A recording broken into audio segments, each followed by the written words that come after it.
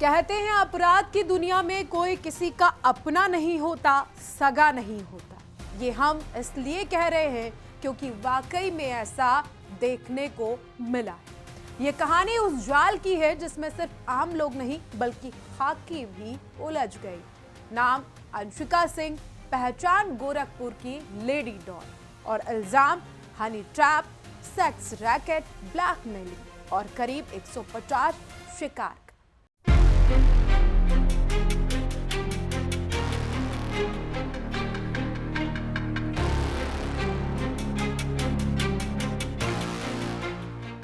नमस्कार, मैं हूं आपके साथ सोनम सिंह और आप देख रहे हैं राष्ट्र टीवी। उत्तर प्रदेश का गोरखपुर, हरपुर बुधहट थाना क्षेत्र और यहीं पर अंशिका रहती थी। दिखने में ग्लैमरस, सोशल मीडिया पर एक्टिव और अंदर से एक पूरा क्राइम नेटवर्क छिपा हुआ। रील्स के पीछे रैकेट और प्यार के पीछे प्लान था। पिछले 5 सालों से अंशिका ने एक के बाद एक कई लोगों को अपने जाल में फंसाया। तरीका बेहद शातिर। पहले दोस्ती, फिर प्यार का नाटक, प्यार की बातें और फिर वीडियो कॉल और फिर धीरे धीरे बात पहुंचती न्यूड वीडियो तक। रिकॉर्डिंग के बाद शुरू होता था असली खेल, जो कि ब्लैकमेलिंग का था। पैसे दो या फिर रेप, पॉक्सो और छेड़छाड़ के झूठे केस में फंसा दिए जाओगे। कई पीड़ितों ने दावा किया कि अगर पैसे नहीं दिए गए तो अंशिका सीधे पुलिस में शिकायत की धमकी देती थी। आरोप है कि कई लोगों पर जबरन पॉक्सो जैसे गंभीर केस लगवाए गए। कई जिंदगियां बिना गुनाह के कानूनी दलदल में फंस चुकी हैं। और सबसे चौंकाने वाला खुलासा हुआ, अंशिका के नेटवर्क में कुछ पुलिसकर्मी भी शामिल थे। अब आप सोचिए कि जब कानून अपराध के दलदल में घुस चुका हो तो उसका अंत कहां पर होगा, ये आप सोच भी नहीं सकते। लेकिन कहते हैं कि जब कानून अपराधियों का साथ दे तो अपराधी बेखौफ हो जाते हैं और शक सीधे खाकी पर भी जाता है। फिलहाल बताया जा रहा है कि कुछ पुलिसकर्मी खुद अंशिका के हनी ट्रैप में फंसे हुए थे। वीडियो कॉल, निजी बातें और फिर ब्लैकमेलिंग। ये जो ट्रैप अंशिका ने बनाया था, सबके अंदर कानून भी फंस चुका था।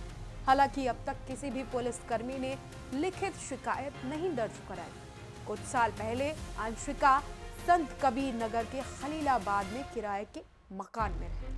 आरोप है कि वहीं से उसने सेक्स रैकेट का धंधा चलाया। जब मकान खाली कराने की बात हुई तो विवाद बढ़ा, मामला वकील तक पहुंचा और यहीं से अंशिका की जो परतें थी वो खुलनी शुरू हो गई। 20 जनवरी और गोरखपुर, अंशिका का बर्थडे सेलिब्रेशन था, लेकिन पार्टी में केक नहीं बल्कि गोलियां चली। एक प्राइवेट अस्पताल के मैनेजर से रंगदारी मांगी गई। आरोप है कि अंशिका ने मैनेजर की कनपट्टी पर गोली रखी और छीना झपटी में मैनेजर के एक दोस्त को पेट में गोली लग जाती। वो अब भी एम्स में जिंदगी की लड़ाई लड़ रहा है। वो सांसों से अपनी जद्दोजहद कर रहा है। वहीं जब पुलिस ने अंशिका का मोबाइल खंगाला तो चौंकाने वाला डेटा पुलिस के सामने आया। दर्जनों आपत्तिजनक वीडियो कॉल्स जो रिकॉर्ड किए गए थे, चैट्स, लेन देन का हिसाब। जांच में भी ये सामने आया कि वीडियो कॉल के जरिए न्यूड वीडियो दिखाकर ब्लैकमेल किया जा रहा। और इसमें सिर्फ आम लोग शिकार नहीं हुए बल्कि कुछ ऐसे वर्दीधारी भी थे जो सिर्फ अय्याशी के चक्कर में अंशिका से कनेक्टेड थे। इतना ही नहीं, अंशिका की जो लाइफस्टाइल थी वो भी अब सवालों के घेरे में। लग्जरी गाड़ियां, महंगे शौक और फर्जी नंबर प्लेट। एसपी सिटी अभिनव त्यागी के मुताबिक अक्टूबर 2025 में दिल्ली से किराए पर ली गई थार कभी वापस ही नहीं की गई। गाड़ी पर हरियाणा, बिहार और गोरखपुर के फर्जी नंबर प्लेट्स लगाए गए। उधर उसके कुछ साथी जो थे वो पहले से ही जेल भेजे जा चुके हैं। एक तरफ अंशिका सोशल मीडिया पर बेहद एक्टिव थी, 700 से ज्यादा रील्स, आपत्तिजनक गाने, यहाँ तक कि पुलिस जीप के सामने भी अंशिका ने रील बनाई। क्या यह संभव है कि जब तक किसी पुलिस वाले की मर्जी शामिल ना हो तब तक किसी पुलिस वाले की जीप के सामने रील बनाई जाए?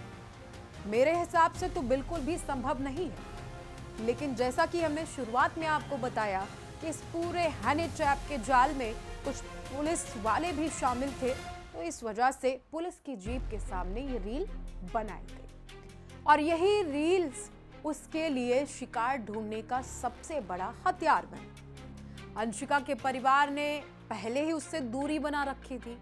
पिता की मौत हो चुकी थी और माँ, बड़ी बहन और दामाद तीनों अंशिका से रिश्ते नाते तोड़ चुके थे और वो अलग रहते थे। फिलहाल अब पुलिस उसकी कॉल डिटेल्स, फाइनेंशियल ट्रांजैक्शन और सोशल मीडिया नेटवर्क की गहराई से जांच कर रही है। लेकिन आगे हम आपको इस खबर से जुड़ी पूरी अपडेट देते रहेंगे। फिलहाल मुझे अभी के लिए दीजिए इजाजत। नमस्कार।